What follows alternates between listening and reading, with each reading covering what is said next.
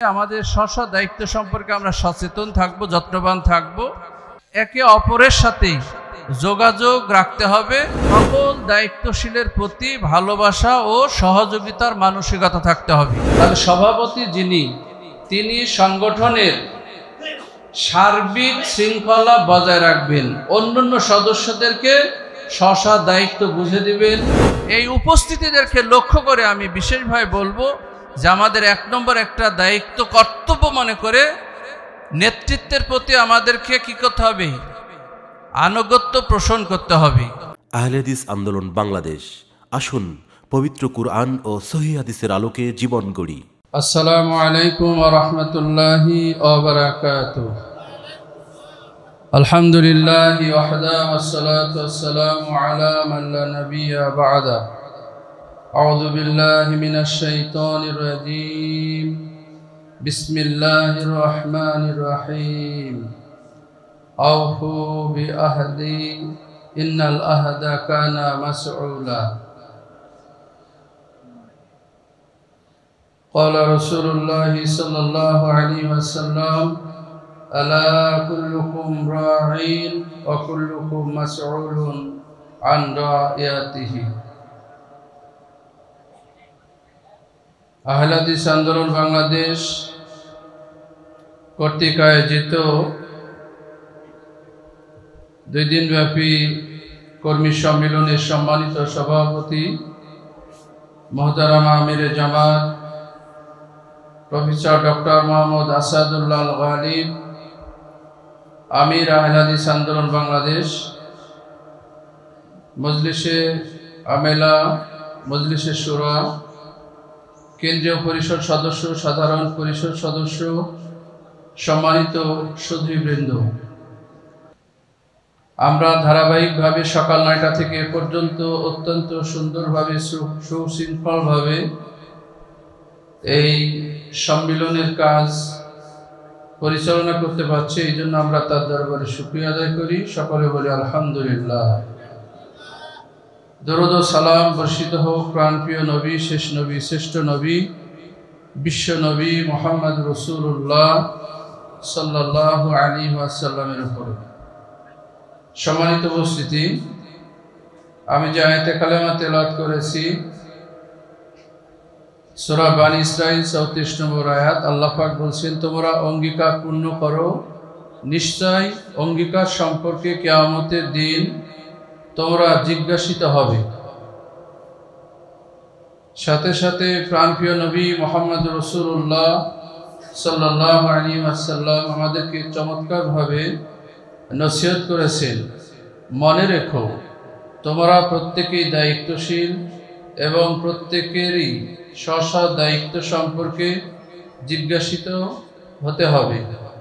বুখারী হাদিস নম্বর 1738, মুসলিম 1829, নেতৃত্ব পদমর্যাদা অধ্যায়। আল্লাহ সুবহানাহু ওয়া তাআলা পবিত্র কালামুল্লাহ দ্বারা আমাদের দায়িত্ব সম্পর্কে সতর্ক করলেন যে আমরা প্রত্যেকেই কি দায়িত্বশীল। আমাদের দায়িত্ব সম্পর্কে আল্লাহর কাছে যে আমরা জবাবদিহিতা করতে হবে। আমরা আমাদের জীবনকে এলোমেলোভাবে পরিচালনা করতে পারবো না। স্ব দায়িত্ব সম্পর্কে কার কাছে জবাব দিতে হবে ভাই? আর কোন একজন মানুষও বলতে পারবে না, একমাত্র পাগল ছাড়া। সবাই কোনো না কোনো স্থানের কোনো না কোনো জায়গার দায়িত্বশীল হিসাবে আছি। এই জন্য আমরা প্রথম আল্লাহ সুবহানাহু ওয়া তাআলা এর নিকটে আমরা অঙ্গীকার করে এসেছিলাম, সেই অঙ্গীকার যাতে আমরা পূর্ণ করি এবং কিয়ামতের দিন আল্লাহ পাক জিজ্ঞাসিত করবেন, আমাদেরকে প্রশ্ন করবেন, জবাব দিতে যেন পারি, সেই প্রস্তুতি গ্রহণ করার জায়গা এই দুনিয়া। আর এই জবাব দিতে হবে পরলৌকিক জীবনে।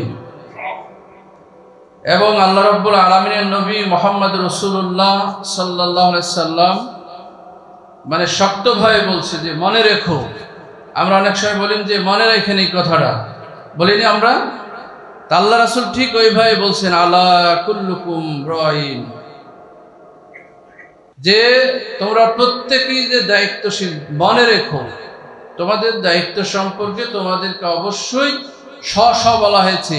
তাহলে এখানে বোঝা যাচ্ছে যে আমাদের ইমাম সাহেব যা ভুল করবে ওর ভাগীদার শুধু হবে, আমাদের কোনো দায়িত্ব নাই। ইমামেরও দায়িত্ব আছে, মুসল্লিরও দায়িত্ব আছে, রাজারও দায়িত্ব আছে, প্রজারও দায়িত্ব আছে, বাড়ির মালিকেরও দায়িত্ব আছে, আবার অন্যান্য সদস্য যারা আছে তাদেরও দায়িত্ব আছে।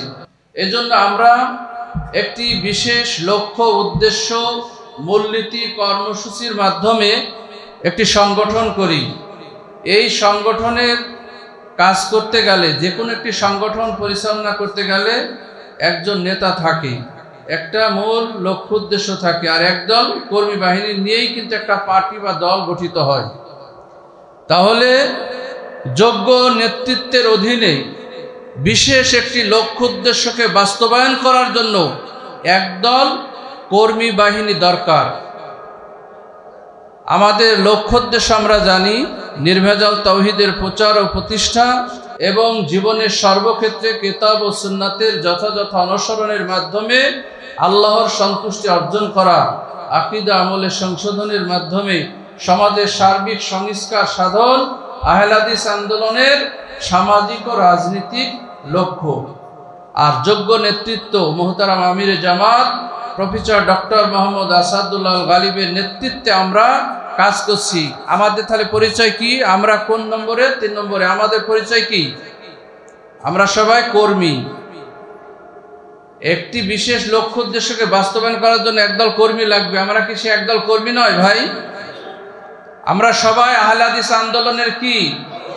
সবাই আবার জবাব দেন, আমরা আহলে হাদিস আন্দোলনের কি? আমরা অবশ্যই আহলে হাদিস আন্দোলনের কর্মী। এক জেলা, কেন্দ্র, সব জায়গাতে দায়িত্ব আছে 10 জন, 11 জন, 12 জন। তো আর বাকি যারা আমরা আছি তারা কি আমরা কর্মী নন? সবাই কর্মী। শুধু কাজের সুবিধার্থে একটা নেতৃত্ব থাকতে হবে, তাই একটা বিশাল জেলা, ওই জেলাতে 11 জনকে দায়িত্ব দেওয়া হয়। আর বাকি সবাই তাদেরকে ফলো করে, তাদেরকে অনুসরণ করে সুশৃঙ্খলভাবে ওই জেলাকে আদর্শ মডেল একটি জেলা হিসাবে পরিগণিত করার জন্য সর্বাত্মকভাবে চেষ্টা করে ওই কর্মীরা। তৃণমূল পর্যায়ে যারা আছে প্রত্যেকটি মহল্লায় মহল্লায় থেকে, মসজিদ থেকে, মাদ্রাসা থেকে, স্কুল, কলেজ, বিশ্ববিদ্যালয় বিভিন্ন আঙ্গিতে কাজ করে তার মূল যে ধনভাণ্ডার সঞ্চিত করেন সেটা হচ্ছে এই জেলা কমিটি। অনুরূপভাবে সারা বাংলাদেশে যে কাজ হয় তার নির্যাস ধনভাণ্ডার সঞ্চয় করে কেন্দ্র। কথা ঠিক কিনা? তাহলে মূলত আমরা সবাই কর্মী। এই কর্মীদের দায়িত্ব এবং কর্তব্য আমরা সবাই জানি যে আমাদের দায়িত্ব কর্তব্য কি। কারণ আল্লাহ পাক আমাদের ছেড়ে দেন নাই, রসুল ছেড়ে দেন নাই, জবাবদিহিতার আওতায় আমাদের রেখেছেন। আমরা জবাবদিহিতার আওতায় থাকবো না স্বাধীনভাবে থাকবো ভাই? আল্লাহ রাব্বুল আলামিনের নবী বলছেন যে আল জামাতু রহমাতু আল ফুরকাতু আযাবু। যারা জামাতবদ্ধভাবে জবাবদিহিতার মধ্যে ঐক্যবদ্ধভাবে জীবনযাপন করে তারা শান্তির মধ্যে থাকবে, আর যারা বিচ্ছিন্ন হয়ে থাকবে তারা আযাব, গজব, শাস্তি, বালা, মুসিবত, বিভিন্ন ধরনের ফিতনায় তারা জড়ে যাবে। আমরা যেই ভুল করি না কেন আমাদেরকে আমিরে জামাত ধরেন। এইভাবে পর্যায়ক্রমে আমাদের একেবারে শাখা পর্যন্ত চেন অফ কমান্ড, প্রত্যেকটা জায়গাতে জবাবদিহিতা আছে। সেখানে আমাদের দায়িত্ব সম্পর্কে আমরা বুঝতে পারি যে আমাদের দায়িত্ব কি। দায়িত্ব ভুল করলে উপরস্থ যারা আছেন অধীনস্থদেরকে সেটা ইসলাহ করে দেন, সংশোধন করে দেন। এইটা একটা ভালো তরিকা না খারাপ তরিকা ভাই? এই ভালো তরিকাকে বাস্তবায়ন করার জন্যই আমরা সবাই আজকে উপস্থিত হয়েছি। কথা ঠিক কিনা? এই উপস্থিতিদেরকে লক্ষ্য করে আমি বিশেষভাবে বলবো যে আমাদের 1 নম্বর একটা দায়িত্ব, কর্তব্য মনে করে নেতৃত্বের প্রতি আমাদেরকে কি করতে হবে? আনুগত্য পোষণ করতে হবে। নেতৃত্ব দেবে, সেই নেতৃত্বের প্রতি যদি আমাদের আনুগত্য থাকে তাহলে আমি একজন সফল কর্মী। স্ব দায়িত্ব পালনে যদি আমরা যত্নবান হই, আমাকে দায়িত্ব দিল, আমি সেই দায়িত্ব যদি পালন করি, আমি তো কর্মী, আমি কর্ম করব, আমি কখনো বসে থাকবো না। মাঠে ঘাটে, স্কুল, কলেজ, মাদ্রাসা, ইউনিভার্সিটি, মেডিকেল, ব্যবসা বাণিজ্য যে আঙ্গিতে আছে সেই আঙ্গিনাতে সুন্দর করে একটি ফুলের বাগান প্রতিষ্ঠা করার জন্য আমি একজন আহলে হাদিসের সৈনিক, আমি একজন আহলে হাদিস আন্দোলনের কর্মী, আমি সে জায়গায় কর্ম করব। কর্ম যদি না করি তাহলে আগাছাতে আমার চত্বরটা ভরে যে আমার ফুলের গাছটা মারা যাবে। কথা ঠিক কিনা ভাই? তাই আমি আপনাদের সবাইকে বলছি যে আমাদের স্ব দায়িত্ব সম্পর্কে আমরা সচেতন থাকব, যত্নবান থাকব। 3 নম্বর হচ্ছে একে অপরের সাথে যোগাযোগ রাখতে হবে। 4 নম্বর হচ্ছে সকল দায়িত্বশীলের প্রতি ভালোবাসা ও সহযোগিতার মানসিকতা থাকতে হবে। আমরা যেহেতু কর্মী, আমরা সবসময় কর্ম করি, আমাদের ঊর্ধ্বতন যারা আছে তাদেরকে আমরা কি করব? সহযোগিতা করে আরও সুন্দরভাবে সংগঠনের কাজ পরিব্যাপ্ত করার জন্য আমরা সর্বোচ্চভাবে চেষ্টা করব। আল্লাহ রাব্বুল আলামিন যেন আমাদের তৌফিক দান করে, সকলে বলে আমিন। সম্মানিত উপস্থিতি, এই জন্য আমাদের এই সংগঠনের যে সিস্টেম আমরা জানি যে আমাদের শাখা আছে, এলাকা আছে, উপজেলা আছে, জেলা আছে, কেন্দ্র আছে। তো প্রত্যেক জায়গাতে এই কর্মীদের মধ্য থেকে বাছাই করে আবার দায়িত্বশীল বানানো হয়। তো সেই দায়িত্বশীল এবং কর্মী যারা, আমাদের সকলেরই দায়িত্ব এবং কর্তব্য সম্পর্কে আমরা সচেতন হব। তবে যারা উপরস্থ দায়িত্বশীল তাদের কাজ হচ্ছে নির্দেশ দেওয়া, পথ দেখানো, আর যারা নিচে থাকবে তারা সেই কাজটা বাস্তবায়ন করবে। এজন্য পদমর্যাদার দিক দিয়ে সভাপতি তিনি আমাদের চেয়ে সম্মানিত।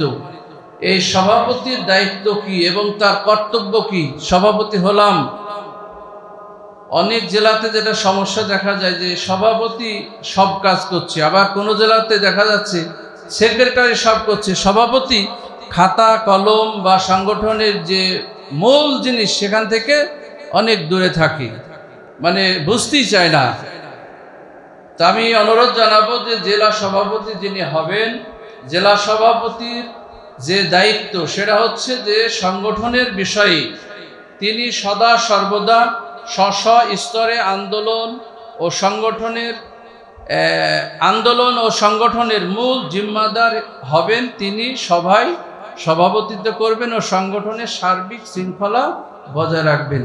তাহলে সভাপতি যিনি, তিনি সংগঠনের সার্বিক শৃঙ্খলা বজায় রাখবেন, অন্যান্য সদস্যদেরকে স্ব দায়িত্ব বুঝে দিবেন, আবার সেই কাজ ফিডব্যাক যাতে আবার ফিরে আসে, কার কি আলাদা আলাদা বিভাগের কাজকে তিনি বুঝে নেবেন এবং সংগঠনের যেন কোনো রকম বিশৃঙ্খলা না হয় এই জন্য সর্বোচ্চভাবে তার কি থাকবে? দায়িত্ব এবং কর্তব্য মনে করে তার ভূমিকা থাকবে। সহসভাপতি ঠিক অনুরূপ একজন ব্যক্তি, তিনি সভাপতির প্রদত্ত যে কোনো দায়িত্ব পালন করবেন এবং সভাপতির অনুপস্থিতিতে তার পক্ষে নিয়মতান্ত্রিক দায়িত্ব পালন করবেন। সভাপতি যদি কোনো কারণে না থাকে, অনুপস্থিত থাকে, তাহলে নিয়মতান্ত্রিকভাবেই যেই সিদ্ধান্তগুলি নেওয়া যাবে সেই কাজগুলি নিয়মতান্ত্রিকভাবে তিনি পরিচালনা করবেন। অর্থাৎ সভাপতির অনুপস্থিতিতে তিনি ওই স্টিয়ারিং ধরবেন, গাড়ি যেন বন্ধ না হয়। মোহতারাম আমিরে জামাত কারাগারে ছিলেন, আহলে হাদিস আন্দোলনের কাজ কি বন্ধ ছিল ভাই? একদিনের জন্য বন্ধ ছিল? একদিনের জন্য আলহামদুলিল্লাহ বন্ধ ছিল না। কারণ আমাদেরকে এটাই শিক্ষা দিচ্ছে যে আমিরে জামাতের অনুপস্থিতিতে তারপর কিভাবে কাজ চলবে, জেলা সভাপতির অনুপস্থিতিতে তারপর কিভাবে কাজ চলবে। আমাদেরকে এই শিক্ষা দেওয়া হয়েছে, এই প্রশিক্ষণ দেওয়া হয়েছে গঠনতন্ত্রের মাধ্যমে। 3 নম্বর হচ্ছে সাধারণ সম্পাদক। কারণ সভাপতি যেটা বললে করব, না বললে করব না, এরকম অনেক দায়িত্বশীলের এবং অনেক কর্মী ভাইদের কি আছে, একটা ট্র্যাডিশন আছে। আমি তাদের অনুরোধ জানাবো যে তিনি সম্পাদক মণ্ডলীর প্রধান হিসাবে বিবেচিত হবেন। তাহলে সাধারণ সম্পাদক কিন্তু ছোটোখাটো না। আমাদের অনেক জেলাতে অর্থ সম্পাদক অর্থের হিসাবটা রাখে, সভাপতি রেজুলেশনের নামটা লেখে নেয়, রেজুলেশন লেখেও না, আর অন্য কাজগুলা করে না। আমি অনুরোধ জানাবো সাধারণ সম্পাদক, এই যত সম্পাদক আছে সবার প্রধান হিসাবে তিনি তার ভূমিকা পালন করবেন, দায়িত্ব পালন করবেন। তিনি যেন কখনো সংগঠনের ভাবমূর্তি ক্ষুণ্ণ না হয় এ ব্যাপারে তিনি সতর্ক থেকে সভাপতির অনুমতিক্রমে তিনি সভার আহ্বান করবেন এবং কার্য বিবরণী লিপিবদ্ধ করবেন। তিনি সম্পাদক মণ্ডলীর কার্যক্রম তদারকি করবেন ও বৈঠকে সংগঠনের সার্বিক রিপোর্ট পেশ করবেন। সাধারণ সম্পাদক কারা কারা আছে? হাত উঠান তো। বিগত কমিটিতে সেক্রেটারি কে কে আছেন? সাধারণ সম্পাদক হাত উঠান। আপনাদের তাহলে দায়িত্ব আছে নাকি? তিনি মিটিংয়ে বসে সার্বিক রিপোর্ট পেশ করবেন, রেজুলেশন লিখবেন এবং মিটিংয়ের আহ্বান করবেন। সাংগঠনিক সম্পাদক, আমরা মনে করি সভাপতি, সহসভাপতি আর সাধারণ সম্পাদক এরাই কাজ করবে, আমাদেরকে বললে যাব নইলে যাব না। সাংগঠনিক সম্পাদক অগ্রগতি ও শৃঙ্খলা রক্ষার ব্যাপারে বাস্তব পরিকল্পনা পেশ করবেন ও কর্মপরিষদের অনুমোদন সাপেক্ষে তা বাস্তবায়নের পদক্ষেপ গ্রহণ করবেন। তাহলে আমাদের সাংগঠনিক সম্পাদকের দায়িত্ব এবং কর্তব্য হচ্ছে যে সংগঠনের অগ্রগতি, কিভাবে সংগঠন আরো বৃদ্ধি হবে। 10টা শাখা আছে, 10টা থাকবে না 12টা করতে হবে? বলেন তো, বাড়াইতে হবে না কমাইতে হবে? এই দায়িত্বটা কার? সাংগঠনিক সম্পাদকের। তিনি কি করবেন? তিনি নতুন নতুন পরিকল্পনা গ্রহণ করবেন, সংগঠনের অগ্রগতি এবং শৃঙ্খলা। আবার কাজ করব কিন্তু গঠনতন্ত্র মেনে চলবো না, নিয়ম নীতির বাইরে আমার ইচ্ছা মতো প্রোগ্রাম করলাম, সারাদিন আমি দৌড়াচ্ছি, কিন্তু অন্যান্য কর্মীর সাথে আমার সমন্বয় নাই। এখানে একেবারে সাধারণ সম্পাদক ব্যতীত সাংগঠনিক সম্পাদক থেকে শুরু করে দপ্তর সম্পাদক পর্যন্ত প্রত্যেকের স্ব দপ্তরের যে কাজ, সেই ব্যাপারে তিনি যুগ উপযোগী কি করবেন? পরিকল্পনা গ্রহণ করবেন এবং মাসিক বৈঠকে তিনি আনবেন। আনার পরে সেইটা কমিটির মাধ্যমে অনুমোদন সাপেক্ষে সেটা বাস্তবায়ন করার জন্য তিনি মুখ্য ভূমিকা পালন করবেন। আমাদের যে প্রশিক্ষণ সম্পাদক আছেন, আমরা কিন্তু এটা নিজেরা আগাইতে চাইনি। উনিও মাসে বছরে কতটা প্রশিক্ষণ হবে তার পরিকল্পনা গ্রহণ করে তিনি যাবেন কোথায়? মিটিংয়ে যে সেটা অনুমোদন করে নিয়ে বাস্তবায়ন করার জন্য তিনি মুখ্য ভূমিকা পালন করবেন। সম্মানিত উপস্থিতি, এইভাবে পর্যায়ক্রমে আমরা কে দায়িত্বে আছি আর কে দায়িত্বে নাই, আর কে সভাপতি আর কে সেক্রেটারি, কে দপ্তর সম্পাদক, এটা ভেদাভেদ না করে আমরা সবাই এই মহৎ লক্ষ্য, উদ্দেশ্য, মূলনীতি, কর্মসূচি বাস্তবায়নের মাধ্যমে আমরা আহলে হাদিস আন্দোলনের কর্মী হিসাবে আমাদের কামন এবং বাসনা, আমরা এমন একটি ইসলামী সমাজ চাই যেখানে থাকবে না প্রগতির নামে কোনো বিজাতীয় মতবাদ, থাকবে না ইসলামের নামে কোনো রূপ মাযহাবী সংকীর্ণতাবাদ। আপনারা কি এর সাথে একমত? আল্লাহ যেন আমাদের মাধ্যমে এটা বাস্তবায়ন করার জন্য, আমরা কে কোন পদে আছি, কোন দায়িত্ব, সেটা নয়, আমরা সবাই আহলে হাদিস আন্দোলনের কর্মী। কাজী আমাদের দায়িত্ব এবং কর্তব্যের স্থান থেকে আমরা যেন আহলে হাদিস আন্দোলনের এই মহৎ লক্ষ্য উদ্দেশ্যকে বাস্তবায়ন করার জন্য আমরা কি সবাই রাজি আছি ভাই? আল্লাহ রাব্বুল আলামিন আমাদের তৌফিক দান করুন, সকলে বলে আমিন। লিল্লাহি তাকবীর। সকল বিধান বাতিল করো, মুক্তির একই পথ। লিল্লাহি তাকবীর। সবাইকে আমরা কেন্দ্রের পক্ষ থেকে আন্তরিক মোবারকবাদ, ধন্যবাদ জানাচ্ছি এবং পরবর্তী যে প্রোগ্রাম আমরা যথাযথভাবে সেটা বাস্তবায়ন করার জন্য সবাই পরস্পরকে সহযোগিতা করব। আল্লাহ আমাদের তৌফিক দান করুন, সকলে বলে আমিন। আসসালামু আলাইকুম ওয়া রাহমাতুল্লাহি ওয়া বারাকাতুহু।